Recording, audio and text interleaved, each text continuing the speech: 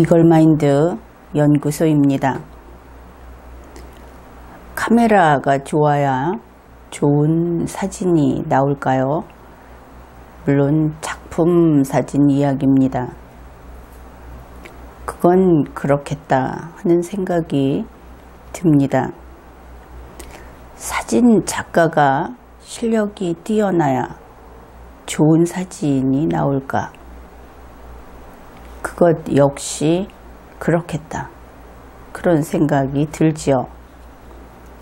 우리가 사진 작품을 볼 때 작품이 좋다. 그렇게 이야기합니다. 또 이 사진 작가가 누구다. 그런 이야기도 하지요. 그렇긴 하지만 어떤 카메라로 이것을 촬영했을 것이다. 그것은 같은 사진 작가 정도 되지 않는다면 그런 이야기는 하지 않지요. 게다가 사진 작품마다 그것을 촬영한 카메라를 함께 전시하지도 않습니다. 이렇게 우리가 사진 작품 그것을 두고 이것이 결과물인데 사진 작품이 나오게 한 카메라 그리고 실은 그 카메라를 조작하기는 하지만 더 중요한 것은 무엇을 전달하겠다고 그 정한 내용을 정한 인간 그러한 각 요소들을 이야기했습니다. 여기에서 여러분이 그러면은 또 이 몇 가지 요소에서 여러분 나름대로 제2, 제3의 그 고리를 이어가면서 어떤 생각을 펼쳐나갈 수도 있을 겁니다. 바로 그것이 생각하는 법 1호라고 하겠습니다. 아주 중요한 그런 출발점이 되는 것이죠. 그리고 생각하는 것은 거의 습관 또는 본능이 되어야 하는 겁니다. 그것이 인간의 우수성을 보여주는 것이기 때문이죠. 이번에는 조금 재미있는 그런 질문과 답변을 해보기로 합시다. 만일 평범한 A씨가 있다. 그런데 그 평범한 A씨는 평범한 사진작가입니다.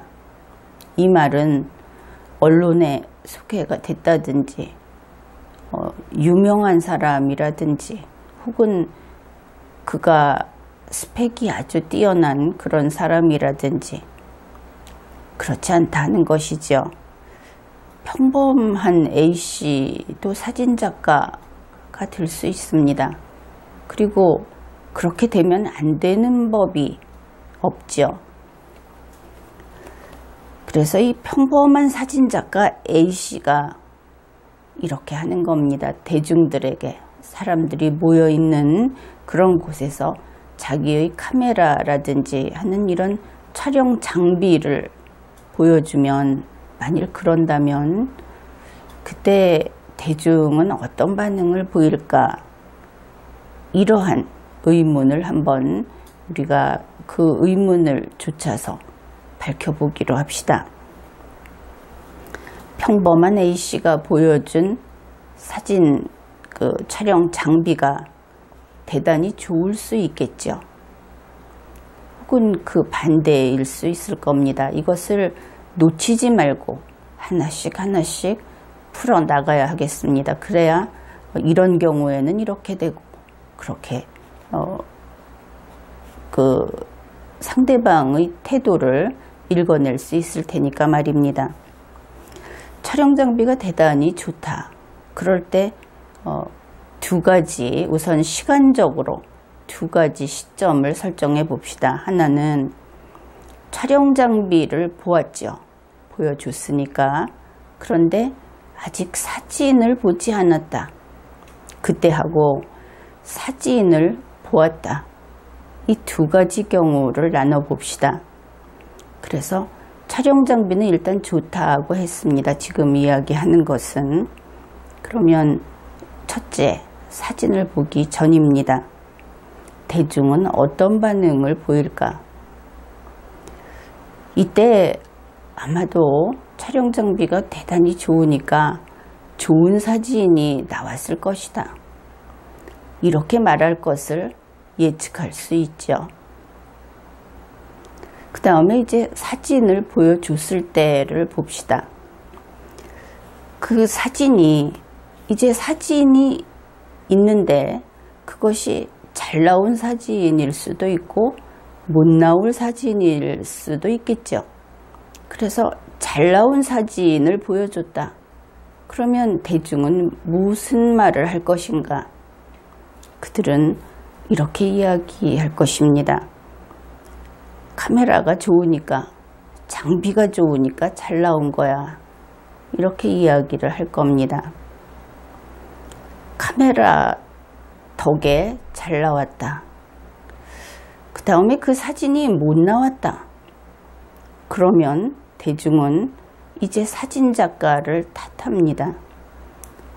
장비가 그렇게 좋은데 사진을 참 못 찍었네.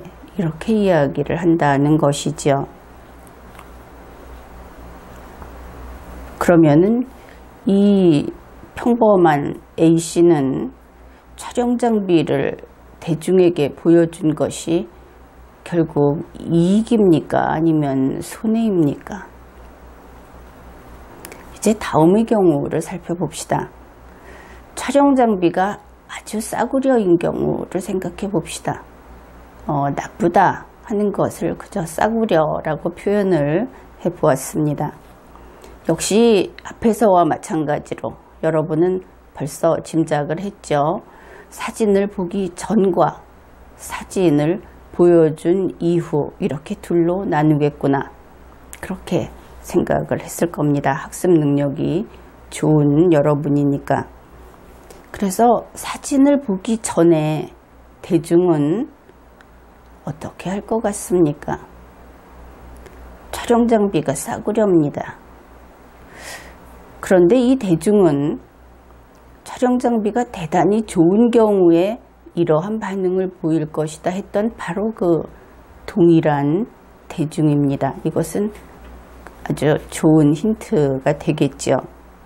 그렇습니다. 그 대중은 아예 이번에는 좋은 사진을 기대도 안 합니다. 그런데 사진을 보여주었다고 합시다. 사진을 보았을 때 이번에도 잘 나온 사진일 때 하고 못 나온 사진일 때가 있겠죠. 잘 나온 사진일 때 이런 대중은 촬영 장비가 아주 싸구려인 것을 본 그 대중은 대개 그 사진이 좋은 사진이다 하는 것을 인식조차 못하고 맙니다. 왜냐하면 카메라가 싸구려기 때문에 당연히 좋은 사진 같은 것은 기대도 안 하고 또 그래서 그 사진이 좋을 것이다, 좋다 하는 것을 어떻게 보면 공정하게 판단을 해주지 않는 것이죠. 그런데 이것이 못 나온 사진이면 대중은 그런 실력으로 그런 장비로 사진 찍지 마라. 이렇게 그 장소에서 아예 쫓아내려고 들곤 합니다. 그것이 대중의 성격입니다. 이렇게 살펴보았듯이 대중의 판단력이라고 하는 것은 결국 별로 믿을 만한 것이 못 되지요. 그것을 알 수 있습니다. 그런데 우리 현실에서는 그 인기는 다름 아닌 얼마나 더 많은 사람이 그것을 좋다고 했는가, 그런 것입니다. 그런데 이 인기라고 하는 것이 우리 생활에서 물질적인 부분에서부터 정신적인 부분까지 상당히 그 인기라는 영향력이 큽니다. 그런데 뭐라고 했습니까? 인기는 대중의 선택을 수치화한 것이고 그 대중의 선택은 믿을 만한 것이 못 된다. 그래서 인기가 있으면 품질도 좋다고 하는 것은 잘못된 정보, 잘못된 근거가 될 것입니다. 가장 믿을 만하고 그리고 여러분이 믿어야 할 것은 바로 자기 자신의 안목인 것입니다. 인기라고 하는 것은 형체가 없습니다. 그리고 허황된 것이죠. 이제 또 다른 예를 가지고 이야기를 해봅시다. A씨, 이번에는 B씨라고 하죠. B씨라고 하는 사진작가가 있습니다. 그런데 대중이 보기에 그는 들어본 적이 없는 이름, 그래서 무명 사진작가라고 대중은 1차적인 인식을 했습니다. 그런데 그 가운데 이 B씨라고 하는 사진작가의 작품을 판단하겠다고 나선 그런 사람이 갑이라는 사람이 있습니다.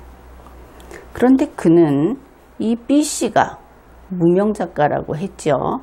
B씨가 그것도 싸구려 카메라의 대명사라고 할 수 있는 일회용 카메라로 촬영한 사진작품을 보고 대단한 작품이다 이렇게 극찬을 했습니다. 그러면 갑이라는 사람이 이렇게 극찬을 했다 하는 것이죠. 무명의 싸구려 장비에 그러면 이 갑이라는 사람은 판단 근거가 무엇입니까? 그 판단의 대상, 그것은 오직 작품밖에 없죠. 작품을 보고 이렇게 판단을 한 겁니다. 그런데 나중에 알고 보니 과연 B씨는 당대 최고로 손꼽히는 작가였습니다. 보통 출품을 할 때는 사람이 아니고 작품만 오니까 이런 일이 가능합니다. 그래서 이 에피소드가 어떻게 된 것인지는 정리가 되었죠. 그런데 이것이 실제로 이런 일이 있었습니다. 이것을 확인할 수 있는 일화가 마르셀 듀상이라고 하는 예술가의 샘이라고 하는 영어로 파운틴이라고 하는 작품에 거기에서 전해지고 있는 일화입니다. 실제로 이런 일이 있을 수 있다. 그래서 이 갑이라는 사람처럼 이렇게 명성이라든지 또 값비싼 장비 그런 것에 대한 선입견이 없이 오직 작품만을 보고 좋은 작품을 알아보는 능력, 이런 능력을 안목이라고 합니다. 안목이 있다. 그런데 이러한 안목은 아주 실력이 있는 사람에게 있기 마련입니다. 그래서 갑이라고 하는 사람은 분명히 실력자이겠구나, 그것을 알 수 있죠.